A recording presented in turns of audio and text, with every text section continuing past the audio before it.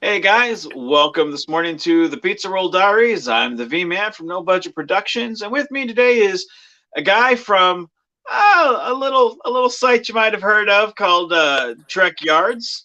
Captain Foley. How are we doing this morning, Cap? It's the morning, so I'm tired, but I have coffee, so we're good. We're good. We're good. Well, good deal. I got mine with you, man. So I'm in good standing. So Awesome.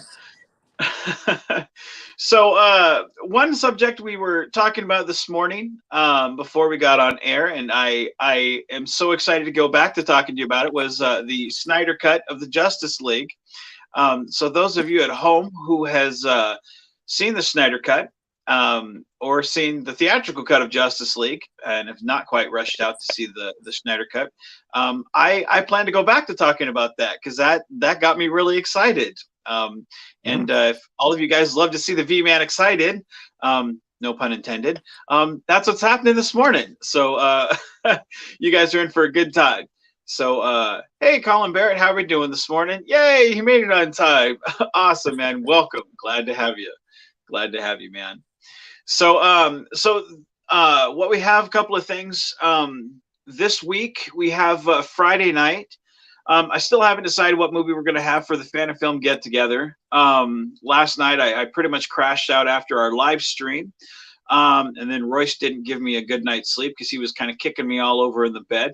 So if any of you guys have toddlers, you know that they really don't give you much sleep, especially when they're trying to control the bed. So, I didn't really have much time to think about it. And then this morning dropped them off at school. So, I'll decide sometime this week. It'll be a surprise for you guys. So, but Friday night, 10 o'clock Central, we're going to have the Fan and Film get together. But it'll be a fun movie to watch, kind of review. And Frank will be my co-pilot on that, Frank Parker, who plays Admiral Grissom. And if you guys missed it, yesterday we had the fan film return of Admiral Grissom and Running Up That Hill. So if you guys want to check out the channel, check out the film, watch it and, give it a thumbs up, a like, or give it a thumbs down. I don't mind my haters. I welcome them. Critique the film as you want. I don't mind. And, you can debate whether or not I'm wearing pants in that film. Heck, you can debate whether or not I'm wearing pants right now. It doesn't matter. It's all good. I welcome all comments. Yeah. Jim's Landscape, welcome this morning. And Scott Johnson, welcome this morning. You good, sir. How are we doing, brother? Hey, Scott. How's it going? So that being said, Saturday night we'll also have another edition of the Pizza Roll Diaries. Scott Johnson says, "Hey, Captain." We'll have Gary Davis on for Saturday at 8 p.m. And so we'll be welcoming, if you are a fan of Dreadnought Dominion, we'll have him. And we'll be chatting with good old Captain Brousseau from that ship. And we'll be chatting, friend with him for about 5-6 years now. And I figured it was time to have him on and kind of talk turkey with him. So, good guy, friendly, one of the friendliest guys in fan films. So if you guys are a fan of Dreadnought Dominion, come, see what we talk about. Usually when I talk to Gary, it's never really anything important because we're just two guys that love to ramble. So if you like seeing two old guys ramble, it's a good time. It's a good time. And then next Monday, we'll have Drew Manker, who plays my father on the Constar Chronicles. And he's my best friend in real life. And he's also my boss at work. He'll be joining us on Pizza Roll Diaries. And I figured it'd be fun to kind of chat with him. So if you guys want to come see, two guys talk again, come join us, and we're gonna have a good time. So that being said, today we're talking with Captain Foley from TREKYARDS, and how exactly did you come, with the TREKYARDS name and what you guys do? Because you guys do tons of Trek stuff. You guys are prominent, at least from what I know.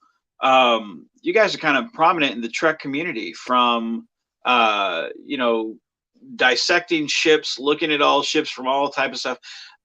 I mean, you guys, when you guys talk, YouTube Trek stuff, TREKYARDS is kind of one of the first names that pops up on, hey, did you see this? And it's like, you're kind of the be all end all of dissecting Trek stuff. How did you guys come up with that? It's a good question.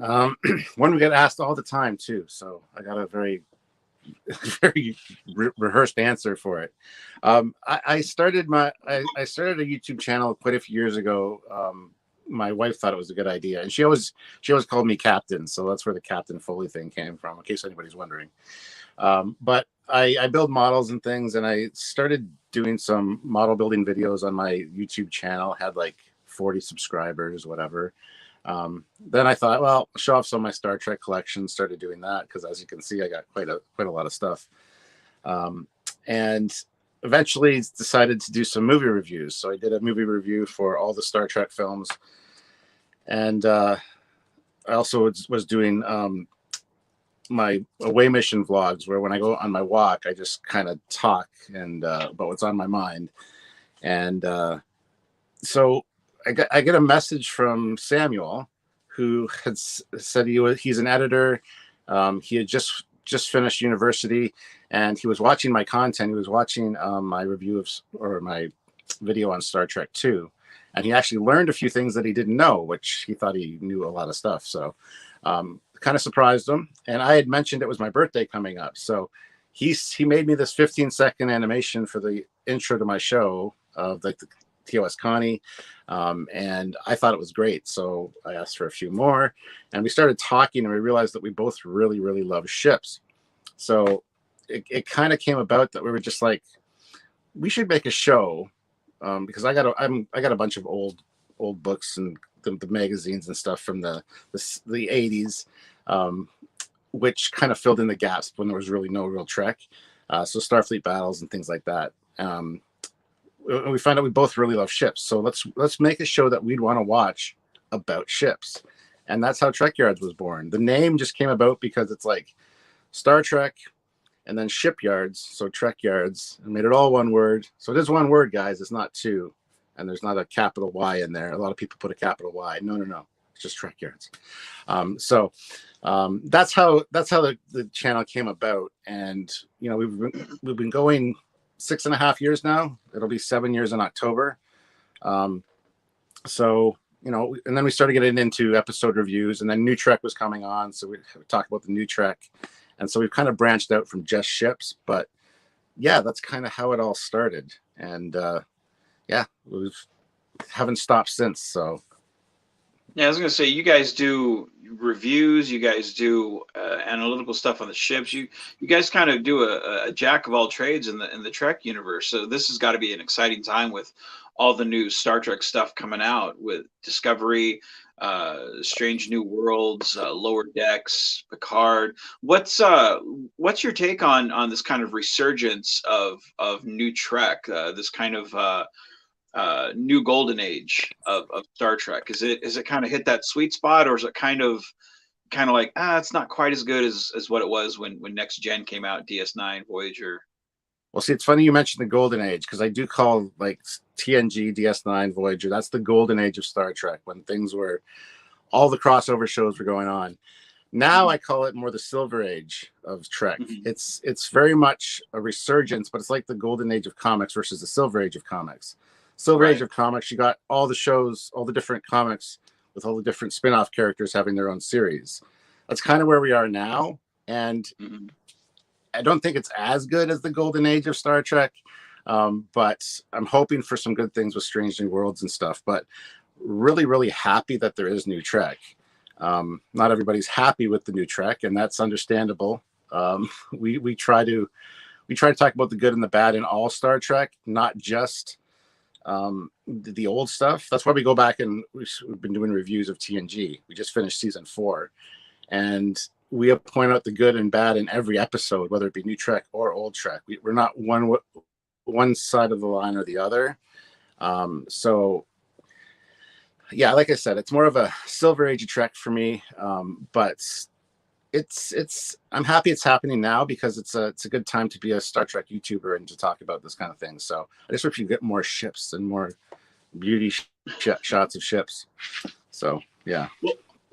Well, that's the one thing I've noticed about New Trek, is it's kind of hard to get.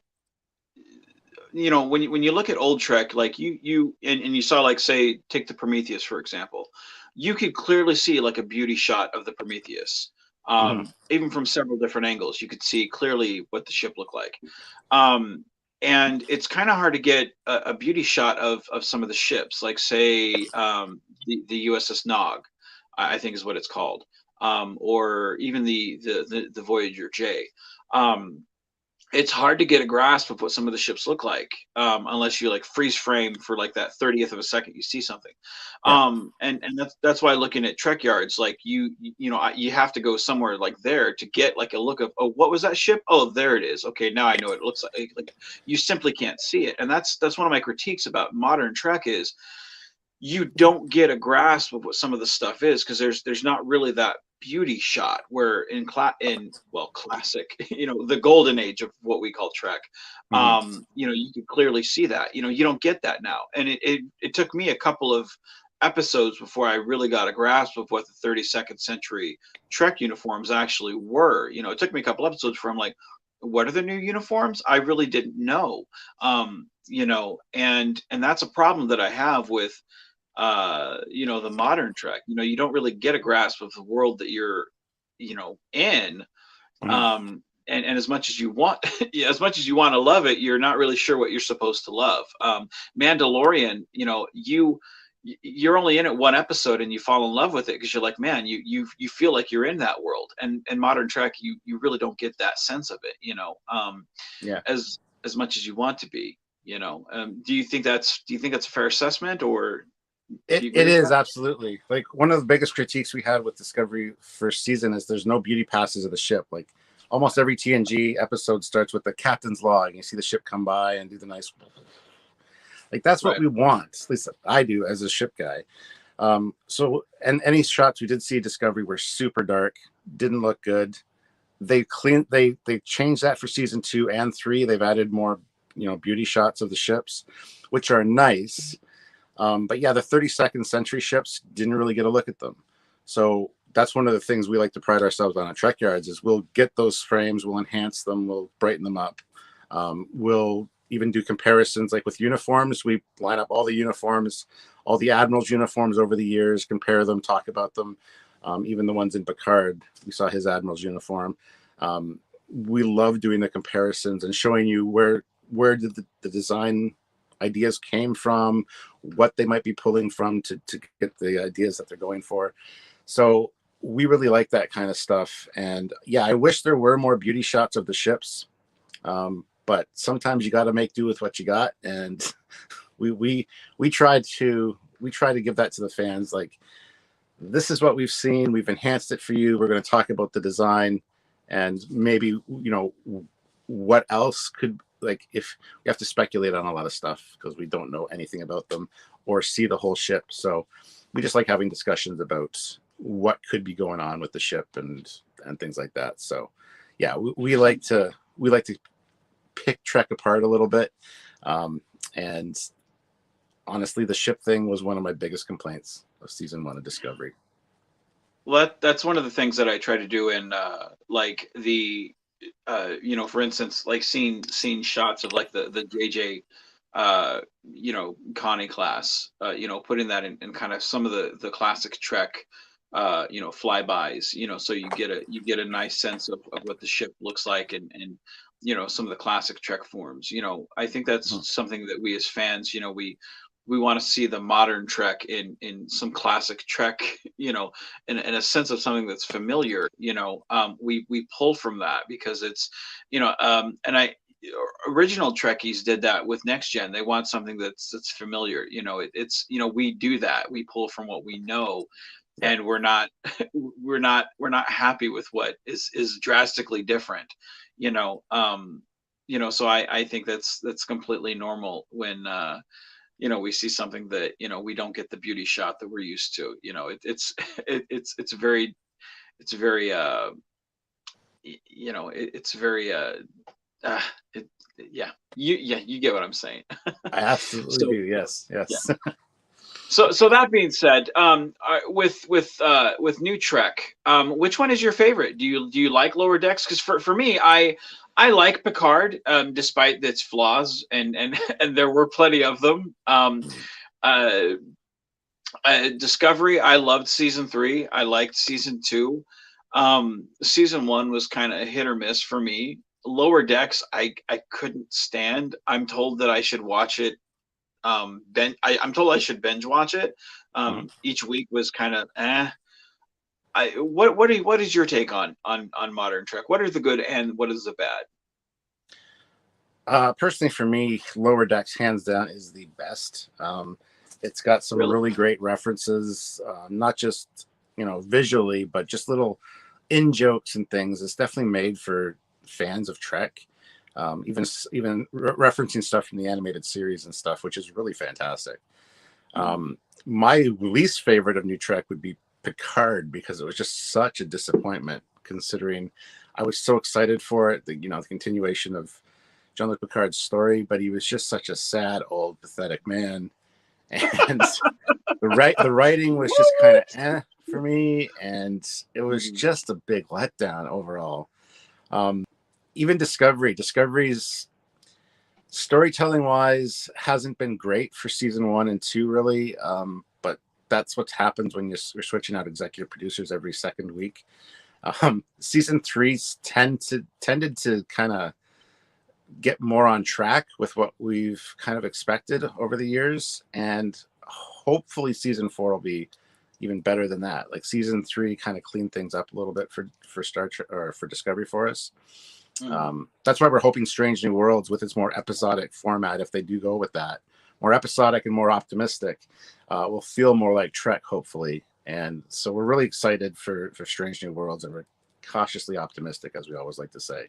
So, but yeah, Lower Decks, I don't know. I think you should watch it. Just saying. Well, the thing I liked about season one of Discovery was um, I enjoyed the mirror universe stuff, but that was again strongly tied to classic Trek, and I tend to enjoy the mirror universe like most Trek fans. So that was not original to Discovery. And when you get to season two, I enjoyed the Christopher Pike. I enjoyed number one. Most of Spock stuff. Mhm. I enjoyed the Enterprise stuff. Again, I enjoyed everything that was tied to the original series, which is funny because like I don't really like the original series, um, but everything that was original to Discovery I didn't like, and I was like, damn, this really sucks, you know. But I enjoyed season two, but it was for everything that was from original series. And so by the time we get to season three, like that's why I think I enjoyed season three so much because I'm like, this is the first time that it's kind of stood on its own. That I'm like, Mhm. okay, I I can finally say that I'm enjoying stuff that is Discovery because it's not stuff that's really taken from, classic Trek, Yeah. outside of the Guardian of Forever. So I think that's probably why I enjoyed season three as much. You're absolutely right about the Picard. uh, uh, it to me it had some really off moments for me. It it it I think it had some great character moments for like Riker and Picard. That to me I think was the most solid, but everything else just felt off. I don't really know if you could. To me, for it had like nods to like all good things, where no one's really happy in this future. Like everyone just kind of felt bummed, you know. Of course, you had the continuation from the Romulan storyline, which you know I felt was kind of appropriate, but you're right. He was kind of a sad old man. I think they were kind of I don't know. Like I'm not excited for season two. Like I feel like I should have been. Like when Picard first came out, like everyone was like, Picard. Yeah. Where as now I'm just kind of like, okay. I mean, I'll watch it, but I'm not excited for it. Whereas Strange New Worlds, I'm stoked. I'm like, Yeah. yes, bring back Pike. Yeah, You absolutely. know? Yeah, Anson Mount did a fantastic job.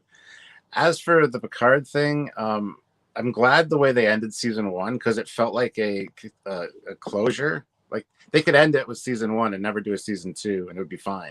There's no Yeah. cliffhanger. It felt good, and it did have its moments where it was good. Don't get me wrong. Like I said, like we like to say, there's good and bad in all Star Trek. We don't just hate on something just because it's new Trek or whatever. We like to point out the good and the bad. That's why we do our complete reviews. But it was just the weakest out of all of them. And I don't know if they were portraying Picard as a sad, tired old man because that was part of the premise of the show. And then now he's supposed to be re-energized for the next season. If that's the case and they do it well, I may look back at season one a little bit differently. But I don't know if that's what they were initially going for. It's just, I had so many expectations and ideas in my head going into Picard as a continuation of TNG, and it just didn't fulfill any of them, unfortunately, as much as I really wanted it to. Well, to me, I didn't mind how he was in the beginning. Like, I understood the guilt of the Romulans. I didn't mind him in the beginning where where he's yelling during that interview and Mhm. like, because to me, like, I mean, he did that in First Contact. I didn't mind it. Like, I mean, we've seen Picard at that moment. Like those type parts, I didn't mind. To me, the part where the series kind of fell flat was more toward the ending, because it just seemed like it dragged on. To me, it seemed like it stretched, the 10 episodes where it could have really been condensed into like a 4-part miniseries, and it just was like, God, why am I still fucking watching this thing? Like God dang, man. you know and the ending is what really killed it for me. I didn't mind the data dream part. The the thing was, for me, was where you made Picard an android, because it's like, what is that? I know what they were kind of going for, but to me, that kind of just defeated the whole point of Picard. Like, what is Picard now? I don't really know, and I don't really know why I should care. And it's just, I just felt like that was really stupid. You know. Yeah, I hear you, because that's the one thing about Picard was his humanity. It's what made Picard Picard. Um, Yeah. what and even though the trope of you didn't make me immortal, no sir, we know that you wouldn't have wanted that, so you're gonna die when you were gonna die. Right. Thanks. I could have asked. I could, another 10 years would have been nice. I like how he said that, but um, I just hope that it pays off for season two. Like I said, Guinan's apparently going to be in season two. What's she going to think about him being an android? She's known Picard Right. for a long time. Is she going to be able to sense him? Like there's a lot of potential for really good stuff in season two with what happened. And I just hope they don't dwell on it too much, like with the Android thing, because I don't know how I feel about that. It's a weird situation for sure. I feel like it's one of two ways. I feel like it's going to go. One, it's either going to be completely ignored, which at that point it's like, what was the point of even doing it? Or Yeah, two, it's going to be like the biggest inside joke of, oh, well, now you're an android now. Waka waka waka, big wink. Like, at that point, it's like, stop bringing it up. I don't want to talk about it. Like, just, why did you do it? Like, I feel like they're damned either way, because it's like, you shouldn't have done that. I feel like when you kill a character, like, that should be it. At that point, you either need another version of the character from like either another universe, to do it right, because when you kill a character, that should mean something. The only exception really has been Spock, um, because that made sense. I don't feel like you should ever bring Data back. I feel like, I mean, you kill the character, leave him dead. I mean, that sacrifice should mean something. When Picard died, that meant something. Leave him dead. I mean, as much as I love Patrick Stewart, Picard should have died there. Either that ends his story or don't kill him.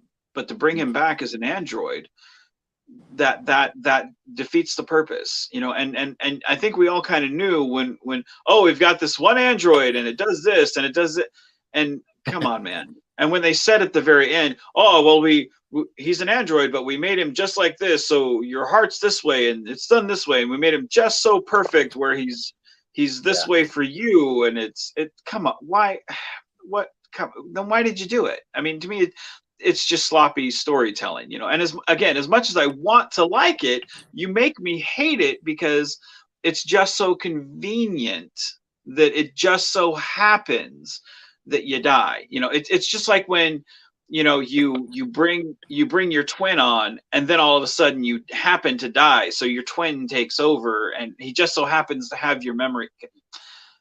Get out of here with that mess, man. Like it's bad writing, you know. And I know you Yeah. guys are better than this. You know, we deserve better as fans, you know.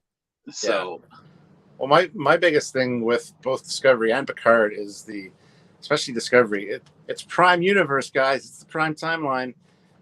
Is it though? Visually, it's not. I mean, all through DS9 with Trials and Tribulations and In a Mirror Darkly in Enterprise, when they revisited the TOS era, they made it look TOS. They spent the time because TOS is a period piece. Discovery comes along and says, "Oh, we're like 10 years before TOS, but don't worry, things will fall in line visually by the end of season 1." No, they didn't. Even the Enterprise, it's too squat, it's too big, it's like double the size of the original Constitution class, and it's just like, if you had said from the beginning it was a reimagined universe, we would have been, you did a fantastic job of reimagining this stuff. It looks great, but you tell us it's Prime, we're not. That's where we get overcritical, unfortunately, and people kind of call us out for it. Like, well, it's just a show. You shouldn't. No, it's a period piece. If you're going to visit TOS, they've paid it homage all these years, 50 years plus of history. You have to keep it looking like it does. It's a future. It's the future from the 60s, not our future from today. You can't change it because. And then to put holograms and things in Discovery when we didn't have them in TOS makes everything that comes after in TNG and stuff just feel like not important, and that's really shitty. And then to tie Picard in essentially with the disco verse, as I call it, with, you know, you look up in Starfleet headquarters, you see the big hologram of the Enterprise D, and then it changes to the Discovery Prize, and you're like, really? yeah, You have to tie those two together. So now Picard happens in the disco verse, in my opinion, not in the Prime universe. It's a whole different thing for me, and that's where it loses me. If they had said that from the beginning, we're playing in a new sandbox, this is like the JJ thing, the Kelvin verse, it's a new universe, new timeline, we would have been like applauding them all the way, going, you guys are doing a great job keeping things visually new and different. But don't tell me it's a Prime timeline and then go ahead and change the way everything looks.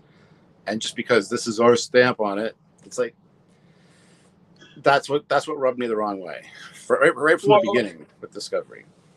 Well, or if they had just been like, you know, if every time, is this something Prime timeline or canon? If they'd just been like, just shrug your shoulders at me, don't lie, you know, just, I mean, you know, just be like multiverse, you know, just be like that. Because I mean, again, we had parallels with Worf, you know. Yep. I mean, you can, I mean, just, but don't sit there and say this is the same. I mean, me personally, I don't care, because I'm like, I'm fine with connecting, because I understand you want to tie it into Strange New Worlds, you want to tie it into season 2 of this. I get it.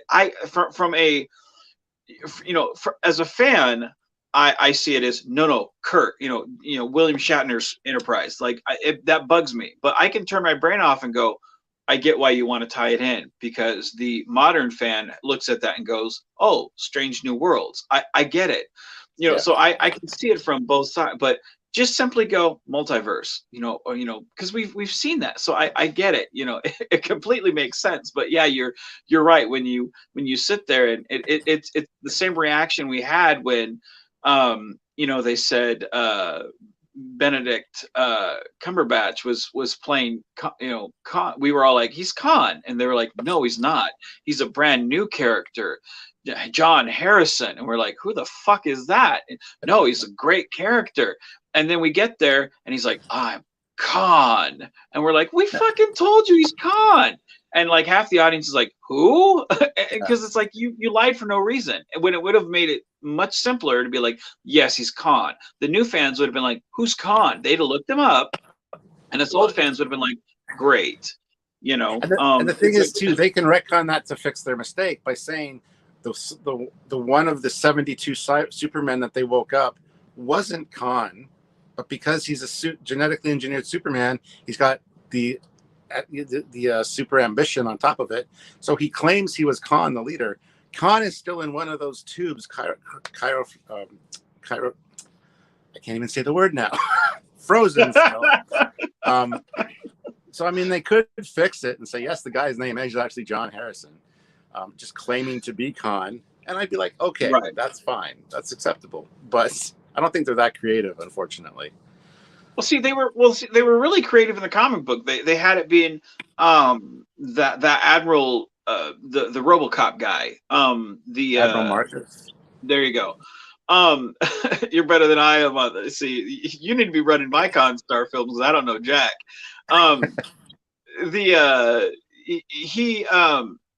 They had it in the comics that he woke Khan up and they surgically altered him, wiped his mind, and they were trying to just take his knowledge and his ability to do stuff, and that's why he looks different, sounds different. To me, I'm like, a couple of lines in the script would have done wonders for why, all of us, nitpickers would have, why we were saying, why doesn't he look like, the Fantasy Island guy? Why didn't you do that? Again, to me, it's like they cut out the wrong things. And for all of us who don't mind, the slow pace of Wrath of Khan, the adding character backgrounds and stuff, like they took out the wrong pieces for pew, pew, pew, give a Spock and her a romance, bullshit, So why didn't you keep that important stuff in there? And instead of giving us the wrong stuff that we don't really care about, that doesn't really mean anything, because your box office shows no one cares, So to me, like, they had great stories, they had abilities to tell it, they just chose not to, and they chose to appeal to the wrong crowd, So yeah, cryogenic. Thank you, Scott. That's what I was trying to say. I don't know if I don't know if he's trying to say cryogenic or cryogenic, like he's mocking us. I don't know. Either way, you're right on both accounts, Scott. Yes. It's funny too. You mentioned the Kirk or the Spock and the Uhura romance, and it's funny because, like, in Charlie X, I believe, Uhura's like Spock's in the captain's chair, and Uhura's like, "Tell me about the moon on Vulcan." Vulcan has no moon. Until later when it has like multiple moons. But anyway, it's like the people like Kurtzman and the guys and Orsi that wrote the goddamn movie watched the first episode or two of TOS and go, "We got this down. All right, we know all the characters."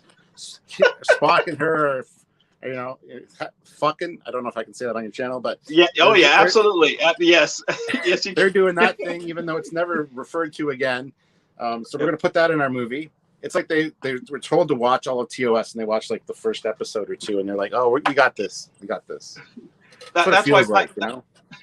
That's why Pike is in the movie, because they never got past like the third episode. They're like, "Oh, Pike's in it. There we go. We're good." Yeah. So. Yeah, no, it's weird because it's like they said in several interviews, yeah, you can see the romance all throughout the series of Spock and Uhura, and you're like, what? There's no sense that Uhura made Spock's ears tingle at all, ever. What are you talking about, dude? What? I mean, if Star anything, Trek V, let's not forget about Scotty and Uhura, because that was, I don't know where that came from, but whatever. Yeah, like, yeah, that was weird. If any, yeah, that was creepy. Like, yeah, there's like the fan dance is creepy enough. The Scotty and her is creepy. Like, it was. I mean, what's next? An orgy with the Golden Girls? I mean, that's just. I mean, it's in my mind. Oh, and now I can't unsee it because you said it. Hey, Betty White would do it, I'm sure. If there's money, she'll do it, man. Oh man. But nah, dude, it's I don't, the thing about it is, like, I don't mind a romance, because again, new universe, it's fine. If you want there to be a romance, and that's, I'm fine. Don't give me, though, the excuse that it was all throughout the series. That's bullshit. That's a bullshit answer. Don't lie to me, and especially lie to us fans who've been watching this going, what? Because again, new universe, new set of rules, and I'm fine with that. It's just like saying, Worf and Troy had a relationship because you feel, hey, they got close because of Alexander. Hey, great. That if that's fine. You know, that's different than Riker and Troy. It's a new dynamic. Hey, we're trying something different. So I'm on board. My Yeah. problem with Spock and Uhura thing was you spent so much time on this CW feeling romance, you know, where I'm like, what the fuck, dude? Like, we only get 2 hours with these characters every couple of years. I don't want to spend it on this. You know, the other half is explosions and pew pew pew pew pew. You know, you know, it already feels enough like Star Wars, and now you've got the CW shit. Like, what is this, man? Just where's the Trek? You know, Yeah. I mean, I felt like it was another movie with just the avatar of Star Trek on top of it. You Yeah. know, Absolutely. now my little brother loved Star Trek, you know, you know, '09 and Into Darkness, and you know, he loved it, but he's more of the Fast and Furious crowd. And I mean, if you look at me and my man boobs, there's nothing fast or furious about me. You know, you know, I mean, I got back problems, so there's nothing fast about me. You know, I hear you there. yeah, right, good company. You know, Yeah. So you know, it's just one of those things where it appeals to a much different demographic. You know, and those are the things that I'm on board with your romance, but I mean, you spent wrong time on the wrong amount of things. I was so glad when they broke up that couple in Star Trek Beyond. And again, I like those movies. I feel like they have their place. It's just not my definition of Trek. You know, it just Well, appeals to a much different crowd, and I recognize that. yeah. Well, I've always said Galaxy Quest is a much better sequel or Yes. reimagining of Star Trek than 2009 was. 2009 feels more like a parody to me. Yeah. Just because of the silliness of the Enterprise, the way it looks. Like, the Enterprise is my favorite character in Trek. I am a ship guy. I love the Enterprise. It is a character, whether you want to believe so or not. There she is right there. And she wasn't represented well on screen. And when I first saw it, I was like, oh, okay, maybe it'll grow on me. Never did, never has. The proportions are all wrong for it. And then Beyond, I think Beyond was the best of those three movies because it felt Yep. the most like Star Trek. Yep. And then at the end, we got the Enterprise A, which it shouldn't have had the A suffix, but that's neither here nor there. But the design was a lot better proportional wise, and I was looking forward to more adventures on this new ship. And then we haven't got anything, and that's a bit of a shame. So, yeah, I think I always chalk up 2009 to be more of a parody of Star Trek than actual Star Trek, which is kind of sad. So, well, you being a ship guy, like I'm the same way. I think like my two favorite ship, well, three. I love the Ambassador class starship. That when yesterday's Enterprise came out, like I fell in love with that ship instantly. I was like, that if I ever have a starship, I want that to be it. Like that, man. If I ever captain a starship, like when I play with my little Playmates action figures, like I would pretend to have that. You know, when they had the micro machines, I sought the Ambassador class. yeah. I love the Ambassador class. Then the Defiant came out, and I was like, oh, like this is fucking awesome. When it fired at the Jemadar the first time, I was like, this is great. And then the third warp nacelle Galaxy class, the Dreadnought class of the Galaxy class. It was, I mean, that's just beautiful to me. So those three ships are my favorite. Like I am a ship guy. I love seeing different versions of ships. So when I see the JJ class of Constitution, it's fucking terrible, dude. Like those big bulky warp nacelles that look like they'd fly off as soon as it goes into warp. I'm like, who designed this? And they're too close together. They're too close together. If they pull them further apart proportionally, it would look a lot better. But they're way too close together. It would.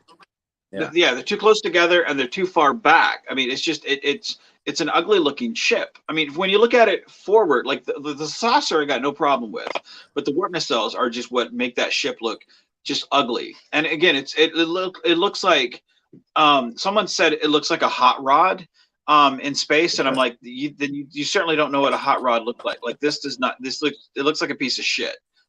So I don't know what you're talking about. It's just an ugly ship. What's that? With the JJ Prize, I don't mind it directly from the side. Like the nacelles, even though they're big, they look okay. The only problem I have from the side really is the cutout on the secondary hull goes too far forward, and also the neck area, like the deflector in front of the neck, is too long. To change those, but from the side is the best look for that ship. Any other, you change the angle a little bit, and it's like, ugh. Whereas the original Enterprise and the refit, any angle looks amazing. And that's the sign of a good ship for me. And just the JJ Price just does not have that.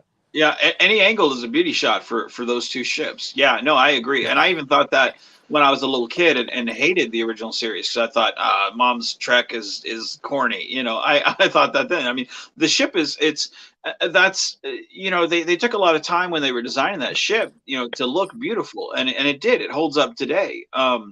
You know, the JJ Trek, it just looked like it was slopped together because, well, let's make it different. You know, different doesn't necessarily mean good.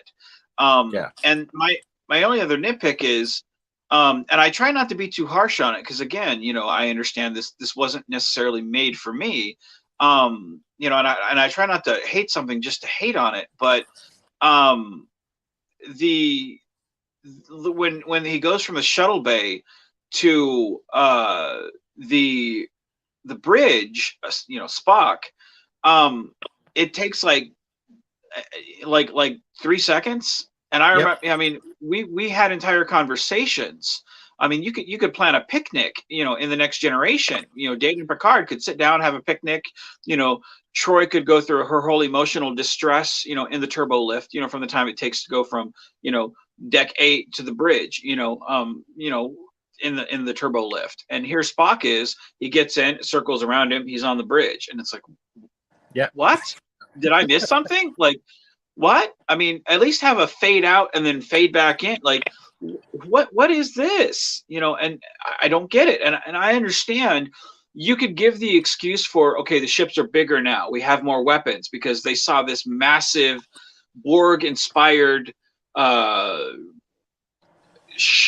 mining ship, you know. Okay, I get that. You know, okay, they scanned this Borg inspired mining ship. Okay, even though that's stupid logic, I'll go with that. But I don't care how many scans you have. You're not going to zippity doodah to the bridge from the shuttle bay in 1 second with that. That doesn't make sense to me. So to me, it's logic just went out the window. It's crazy, dude. It's crazy, you know. And speaking of logic going out the windows with turbo lifts, can we talk about Discovery's turbo lifts for a minute? Wait, that was like hashtag Planet Turbo Lift. That was like an Atari game gone crazy, dude. It's like fucking Pac-Man on steroids. That was awesome. Yeah.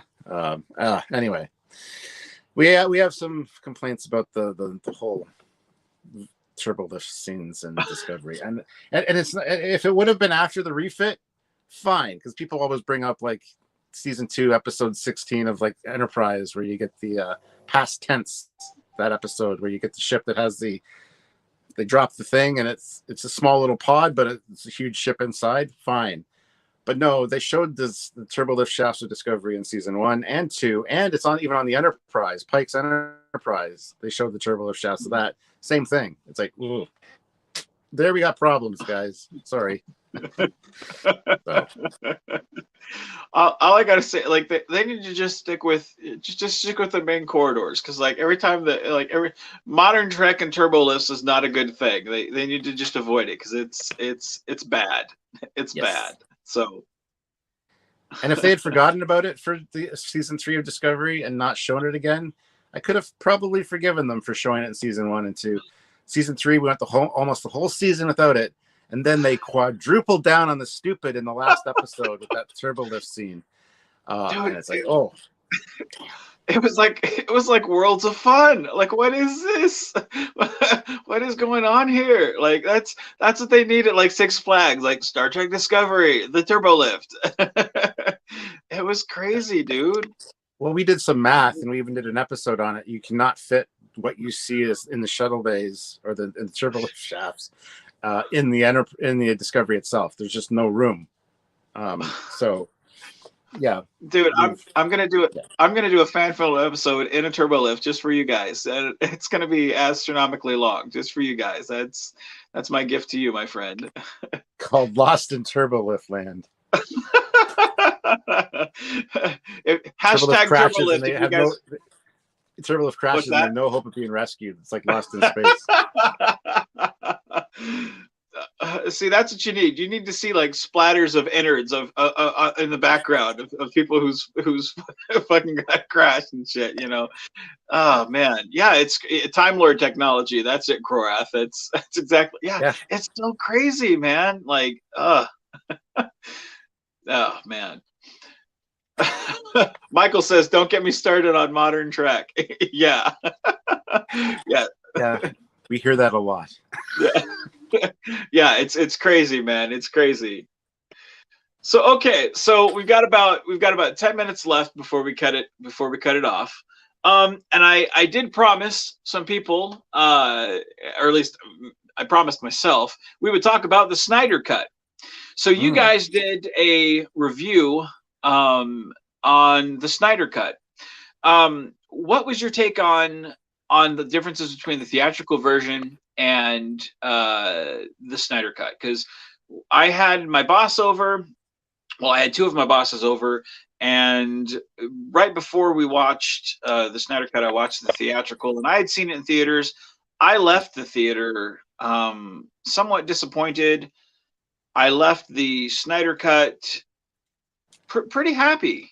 What are your thoughts? That's a pretty good summation, actually. There was a lot of confusion with the theatrical cut for me. They mentioned the change engine. I didn't link that to the mother boxes right away. There's really choppy dialogue, especially with around Cyborg, and the Flash really didn't impress me. But going to the Snyder cut, Cyborg's amazing. His backstory and his story with his father is incredible, and it's well explained. And the Flash is a very super important character that actually saves the day, you know? So there's two changes right there that instantly I absolutely love the Snyder Cut for. Plus, it's more of an ensemble piece. It's not like, okay, we're doing our thing. Oh, Superman's here to save the day. Yay. Like, yeah, Superman comes in at the last minute, but as a whole, the team, we're all doing something. And it felt more like an ensemble piece than the theatrical version. Now, that being said, the theatrical version had some really great, funny moments in it for me. So some of the humor, most of the humor landed for me at least, which I would like to see put back in the Snyder Cut because I thought it was quite good. And just other little moments in it where I wish there would be a hybrid cut of the two now because I really missed some of the humor. Like I was waiting for some of the humorous lines from the theatrical cut, and they were just not in the Snyder Cut. And also the desaturation of the color in the Snyder Cut really bothered me. I know he wanted to do it in black and white for artistic purposes or whatever, but I think that's an awful idea. But the desaturate, like you get used to it very quickly when you're watching it, that it's, you know, desaturated. But you watch, because I watched the theatrical cut right afterwards, and it's the colors bumped way up. It looks so much better and brighter. So yeah, I enjoy both of them, but the Snyder Cut is way better in my opinion. Absolutely. Well, I think Yeah. I like I think there were some things that like take the rooftop scene from the theatrical version. There were some things that didn't sit right with me in that scene, but there were some things I liked about that, and I think like a hybrid version of this while taking some elements out. Like I think the scene overall worked, like Batman investigating like what these Parademons. yeah, paradigm, like him investigating that, I think worked. Yes, hon. Hey, wait, pass me my whole picture. Oh, here you go, babe. Yeah. Let me get my papers organized. Sure. Hi, everybody. Hi. So they say hi, hon. So like I think that you know, Batman investigating, I think that worked, you know, and him you know, getting that guy fear and everything, you know, I think that, you know, I think that worked overall. But the guy, the crook at the end, he has a line that I thought, well, that's fucking stupid. Where he's like, they're here because he's gone, aren't they? Yeah. You know, referring to Superman. And I'm like, you're a fucking crook. Why are you talking about Superman? What? Like, you know, I why would you ask Batman that? Like, this guy just almost got done supposedly trying to kill you. Like, what? Like, you'd be fucking hightailing it off. So to me, cutting that part off, why you wouldn't do that? That doesn't make any sense, you know. So to me, like making, I think a common sense version of that scene would work. You know, the Russian family, there were elements of that where I thought it was very endearing. Like, have the Flash go save that family, I think would make sense. But the whole, as a whole, like, why do they need to be there? You know, it didn't make sense to, you know, we're here, we're doing this, then let's go to the family. Then we're here doing this, now let's go to the family. Like, I didn't see that need to be there. I did like the fact that the Flash did something, you know. Maybe that's why I like the family, because it gives Flash something to do. But in the Snyder cut, he had so much more to do. They were no longer needed, so, you know, it was kind of pointless, you know. And it's almost embarrassing when Flash does that, you know, the kind of you know, I forget what line he says, buy ski or whatever he said. You know, you almost feel embarrassed for him, because it's like, oh, you didn't really do anything, you know. Whereas in the Snyder cut, they fail stopping Darkseid. They fail, where he has to reverse time. Like, he's so important, you know, he has to go back in time to stop, you know. And it shows the gravity of the situation, you know. Every character is vital to this story, you know, because they don't succeed, you know. And it makes every member important. Whereas in the theatrical version, I think two or three of the members, you're like, why are they even here? You know. Yeah, so absolutely. That being said, I didn't like the introduction scene of the Flash where he went for the job interview. I thought that was really, I thought that was too much padding. I thought it was too silly and just nonsensical to make any kind of sense. I didn't enjoy it. That's one thing I didn't really like about the Snyder cut. So yeah, I loved the hot dog. Like, the hot dogs made me giggle. It was great for me. Because I know everybody was like, what's he gonna do with the hot dog? You know, and then when he fed it to the dogs, I'm like, oh, okay, all right. I mean, I know you could really tell who had their mind in the gutters on that one, you know. So, you know, it's you know, so I'm not gonna say anything about it. Right? Yeah, it was Robert Pearson. How we doing, man? Roy Ivy, how we doing, buddy?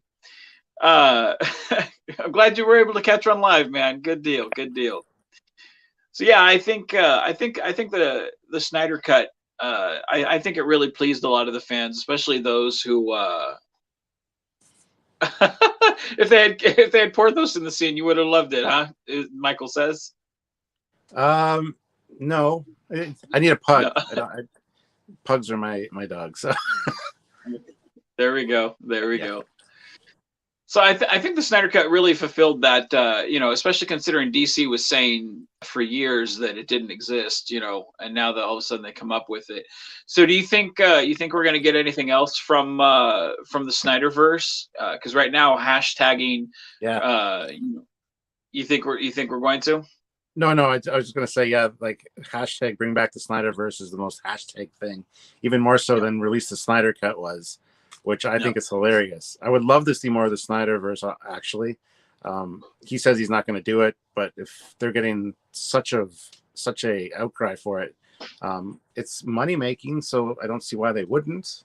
I would like to, because there's definitely that to be continued vibe going on, and I want to see that. So yeah, I would love to see the Snyderverse.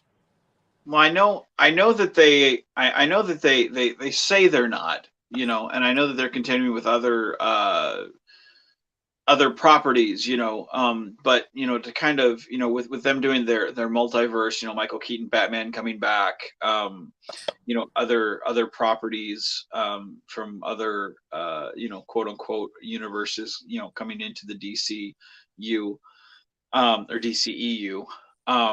You know, it wouldn't be that hard to just say, hell, let him have his own pocket of the universe and let them do what they want to do. Yeah. You know, especially considering everybody just going ape shit crazy over what just came out. Even if they had it in a comic book form, you know, to let him continue to do what he wanted to do. You know, it's just money in the making. And, you know, especially fans now, if they were to kind of boycott, you know, DC stuff and be like, nope, not going to see it, you know, I think they'd be losing money, you know, if they didn't, you know. To me, it'd just be crazy not to, you know. I think in some fashion we're going to see it, you know. So I hope so. I hope so, because I would definitely be on board for it. So yeah, I do too. So, well, with that in mind, I think we'll call it good for the day. So, Okay. Captain, thank you very much for coming on. I appreciate it, and it was a lot of fun talking to you, man. Yeah. It's not always good talking to me, you know. It's hard sometimes, but I appreciate you mustering through. So, Oh, it was awesome. We have more in common than you think. And by the way, we got to get you on our show talking about your fan films at some point, because now that we don't have any new Trek, I think it'd be great to have you on for a live discussion or even an edited one, just talking about your universe, because you've created such great stuff. So I'd love to have you on. No, anytime. I mean, you set up a time, I'll be there. You know, outside my work schedule, or as you said, recorded. I'm game anytime, man. You know, I'd always love to come on, and you know, you and Sam are good people, and you know, anytime, man. I'd love to support you guys, and anytime you guys got anything in the future that you want me to pimp out on my channel, you know, I support good content. I support good content creators. You know, just send it my way and I'll push it, because you know, I believe in supporting the community. So you guys, you know, be safe in what you guys are doing, and keep putting out good content. So all right, we'll try. We got a new Trek on the way, so looking forward to that. So go subscribe to TREKYARDS on YouTube if you haven't already, guys. Yes, go over there, support their channel. Once this goes fully uploaded to YouTube, I'll be putting a link in the description, so you guys will be able to click on that. It takes a couple hours, I think, to fully upload. I'm always behind on everything, so give it a couple hours, and then I'll put the link in the description. So with that being said, everybody at home, thank you for stopping by and watching. Those that are watching this in the rewind, thanks for supporting the channel. Go subscribe to TREKYARDS. Go watch a video, give them a thumbs up, subscribe to their channel. And with that being said, everybody, be genuine, be safe, and keep on geeking on, guys.